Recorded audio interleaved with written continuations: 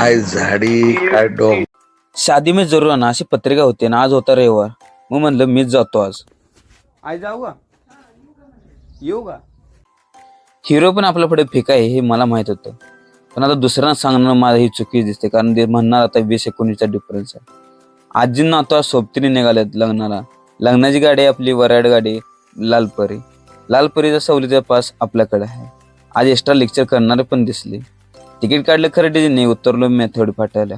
अजून यांचे कार्यक्रम चालूच आहेत. तेव्हा तर तिकडून कोणता हाक मारली. पाहुणे जेवायला.